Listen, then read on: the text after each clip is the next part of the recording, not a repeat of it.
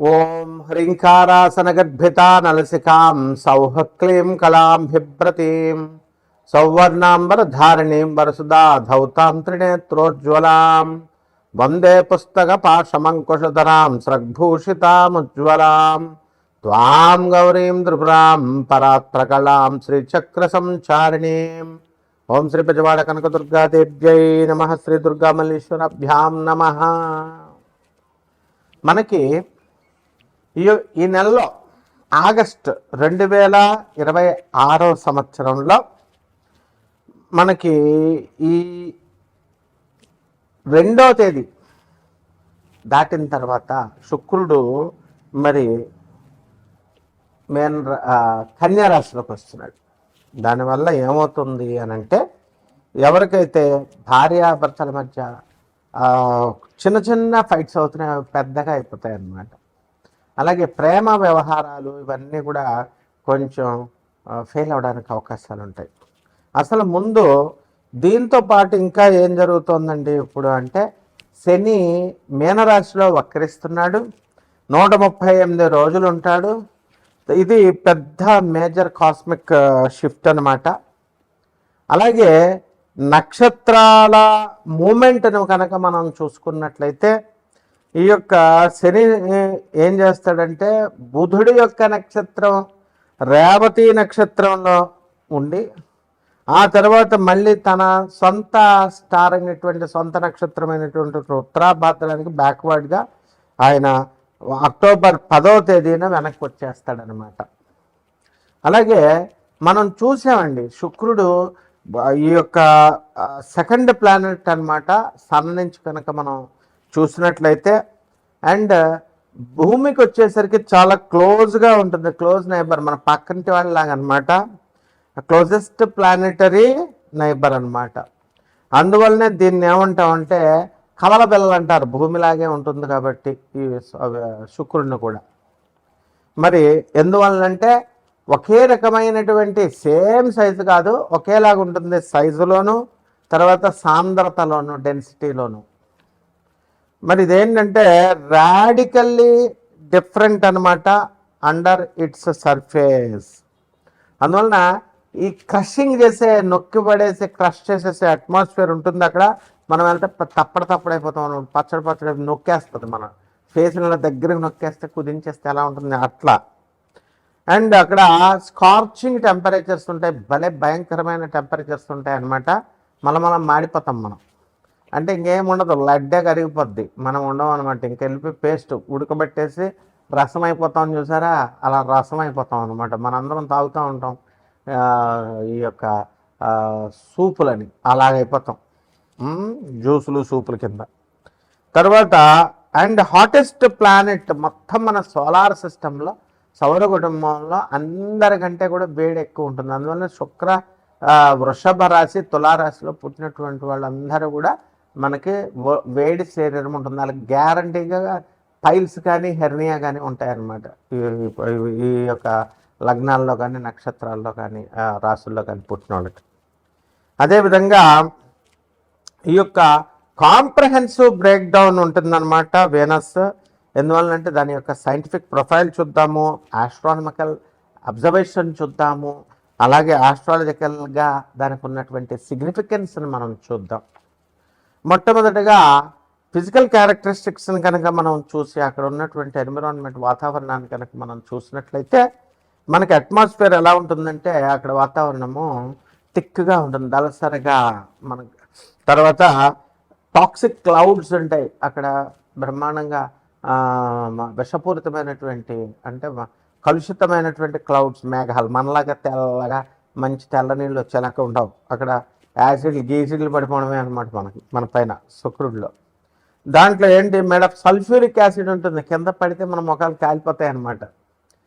అలాగే ఇది అందువలన వేడిని ట్రాప్ చేసి అండ్ రన్అవే గ్రీన్ హౌస్ ఎఫెక్ట్ని ఇస్తుంది, అండ్ క్రషింగ్ అట్మాస్ఫియర్ని క్రియేట్ చేస్తుంది.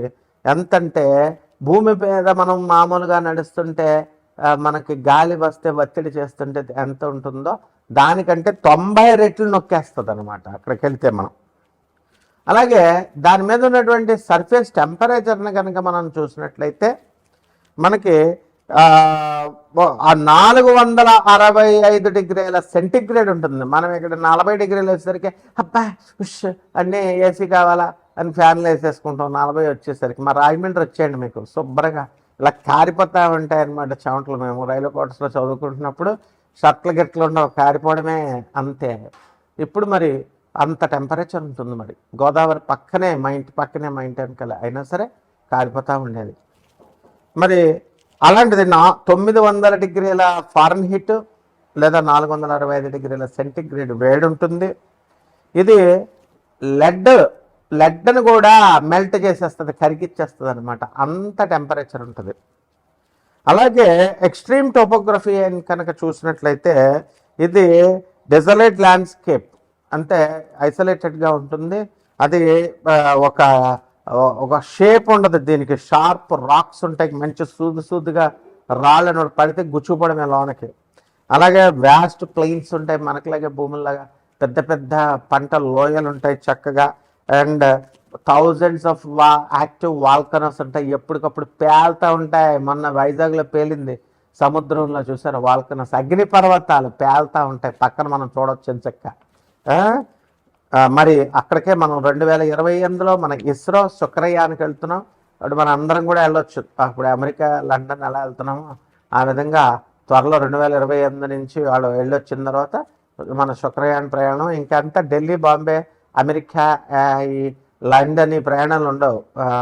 వంగా బాబా గారు చెప్పినట్టుగా బల్గేరియన్ జ్యోతిష్కరాలు, అలాగే పోతులూరు వీరబ్రహ్మేంద్ర స్వాముల వారు చెప్పినట్టు, నోస్ట్రాడమస్ ఫ్రాన్స్కి చెందినటువంటి జ్యోతిష్కులు చెప్పినట్టు ఆ యొక్క గ్రహాలకు మనం వెళ్ళిపోతూ ఉంటాం. చంద్రుడి మీదకి వెళ్ళిపోవడమే అమెరికా వెళ్తున్నట్టు. అలాగే కుజుడి మీదకి మంగళయా అని వెళ్ళొచ్చేసాం, ఇప్పుడు శుక్రయా అని వెళ్ళిపోతున్నాం. అంతే, ఇక ప్రయాణాలు. తర్వాత దీని ఆర్బిటాల్ మెకానిక్స్ని, రొటేషన్ని కనుక మనం చూసుకున్నట్లయితే వీనస్ ఏం చేస్తుందంటే దాని యాక్సిస్ మీద అది తిరుగుతూ బ్యాక్వర్డ్లో తిరుగుతుంది. అంటే మోస్ట్ అదర్ ప్లానెట్ లా కాకుండా ఇది backward. Venus spins backward on its axis, వెనక్కి తిరుగుతుంది ఇది. అది విచిత్రమైనది compare to most other planets. అంటే ఈ sun rises in the west వాళ్ళకి, శుక్రుడి మీద ఉన్న వాళ్ళకి వెస్ట్లో, సూర్యుడు వెస్ట్లో పుడతాడు. అలాగే sun sets in the east అనమాట వాళ్ళకి, శుక్రుడికి. అలాగే స్లోయెస్ట్ స్పిన్ ఎంత ఉంటుందంటే 243 భూమి మీద ఉన్నటువంటి రోజుల్లో 243 కనుక పట్టినట్లయితే అది స్లోయెస్ట్ అనమాట. ఒక సంవత్సరం ఒకసారి దాని చుట్టూ తిరిగినట్టు. Making a single Venusian day, Venus day, Venusian day అంటాం. Longer than its entire orbital year of 235 earth days. 225 days జనరల్గా, దానికంటే కూడా లాంగర్గా 243 డేస్ పడుద్ది రొటేట్ ఒక్కసారి సూర్యుని చుట్టూ తిరగడానికి. అలాగే ఆస్ట్రానమికల్ అబ్జర్వేషన్ కనుక చూస్తే చాలా బ్రైటెస్ట్గా ఉంటుంది. ఇది బ్రైటెస్ట్ ఆబ్జెక్ట్, దగదగా మెరుస్తూ ఉంటుంది అనమాట. సో మూన్ కనుక తీసేస్తే బ్రహ్మాండంగా కనబడుతుంది కదా భూమి, మన చంద్రుడు సూర్యులాగా మంచి కాంతివంతంగా. దాన్ని తీసేస్తే మళ్ళీ ఆ తర్వాత నవగ్రహాల్లో ఎవర్ర గ్రహాల్లో ఉన్నది అని అంటే వీనస్సే బ్రైటెస్ట్ న్యాచురల్ ఆబ్జెక్ట్ అనమాట ఎర్త్స్ నైట్ స్కైలో కనుక మనం చూసినట్లయితే. బికాస్ దాని డెన్స్ క్లౌడ్ని బట్టి అలా ఉంటుంది. అలాగే కవర్ రిఫ్లెక్ట్ 70% ఆఫ్ ద సన్లైట్ని తీసేసుకొని మనకు రిఫ్లెక్ట్ చేస్తుంది అది. అలాగే మార్నింగ్ అండ్ ఈవినింగ్ స్టార్గా దాన్ని చెప్పుకుంటాం.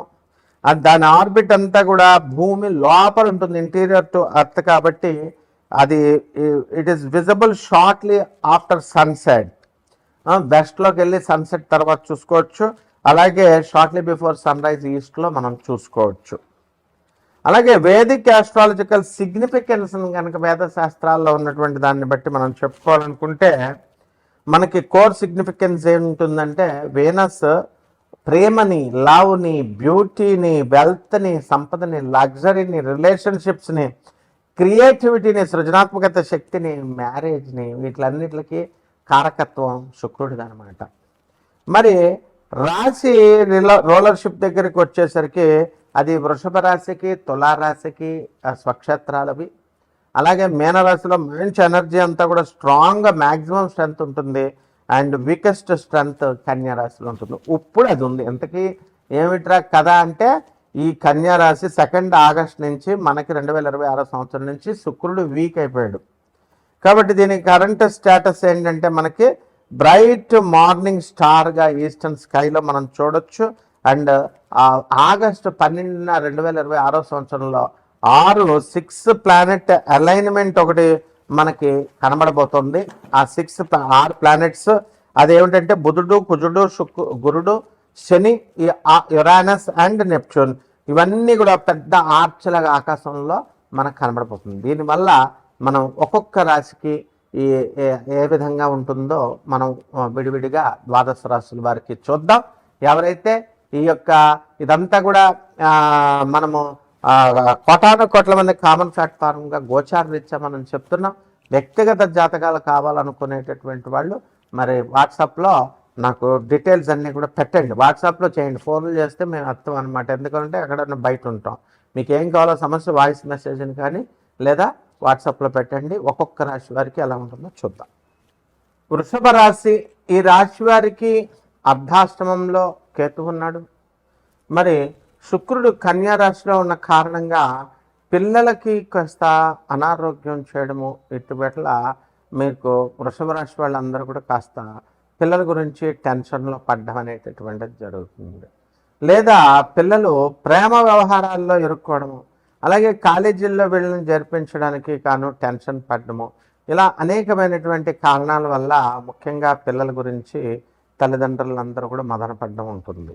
అలాగే ఆదాయాల దగ్గరికి వచ్చేసరికి బ్రహ్మాండంగా ఉంటుంది. లాభంలో ఉన్నటువంటి శని, వక్రించినటువంటి శని మీకు ఎనప వ్యాపారాలు చేసే వాళ్ళకి, ఆ తర్వాత కంప్యూటర్ ఈ యొక్క ఇంజనీరింగ్ ఇండస్ట్రీస్ రన్ చేసేవాళ్ళు, వెల్డింగ్ షాపులు, ఇటువంటి వాళ్ళందరూ కూడా బ్రహ్మాండంగా సెటిల్ అవ్వడానికి అవకాశాలు ఉంటాయి. ఫార్మా కంపెనీలు చేస్తున్నటువంటి వాళ్ళకందరికీ కూడా బ్రహ్మాండంగా జీతభత్యాలు పెరుగుతాయి. అలాగే చిట్టిపాటల వ్యాపారాలు చేసేటటువంటి వాళ్ళందరికీ కూడా చాలా అధికమైనటువంటి లాభాలు వీళ్ళు తీయడానికి అవకాశం ఉంటుంది. అలాగే ఈ రాశి వారికి బ్యాక్టీరియల్ ఇన్ఫెక్షన్ అనేటటువంటిది ప్రైమర్లీ లంగ్స్ని అటాక్ చేసేటటువంటి వ్యాధులు రావడానికి అవకాశాలు ఉంటాయి. అందువలన ఇది ట్యూబర్క్యులోసిస్ లాంటి రోగాలు రావడానికి అవకాశాలు అధికంగా ఉన్నాయి. కాబట్టి మీరు జాగ్రత్తగా సిగరెట్లు కాల్చేటటువంటి వాళ్ళు సిగరెట్లు మానేసేయాలా. అలాగే ఈ యొక్క హర్యానా, పంజాబ్ ఇలాంటి చోట్ల ఉన్నటువంటి వాళ్ళకి ఢిల్లీ ఈ యొక్క లంగ్స్కి ఎక్కువ ఎఫెక్ట్ అవడానికి అవకాశాలు ఉంటాయి. కాబట్టి ఈ యొక్క వృషభ రాశి వారికి ముఖ్యంగా స్త్రీల వలన చాలా ఇబ్బంది అనేటటువంటిది గ్యారంటీగా కలుగుతుంది. కాబట్టి స్త్రీల జోలికి అసలు వెళ్ళొద్దు, వాళ్ళతో అసలు మాట్లాడద్దు.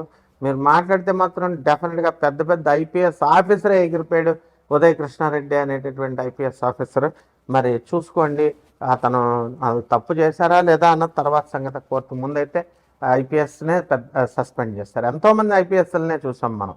కాబట్టి ఇది పెద్ద విషయం కాదు. గ్రహాలకి ఎవరో అతిథులు కారు. కాబట్టి ఈ రాశి వారందరూ కూడా హోటళ్ళ వ్యాపారాలు, తర్వాత బట్టల వ్యాపారాలు, వజ్రాల వ్యాపారాలు, బేగం బజార్లోకి వెళ్ళి సామాను తెచ్చుకునే హోల్సేల్ వ్యాపారాలు చేసేటటువంటి వాళ్ళందరికీ కూడా వీళ్ళకి కొంచెం ఇబ్బందికరంగా ఉంటుంది. కాబట్టి అంతగా లాభాలు రావు.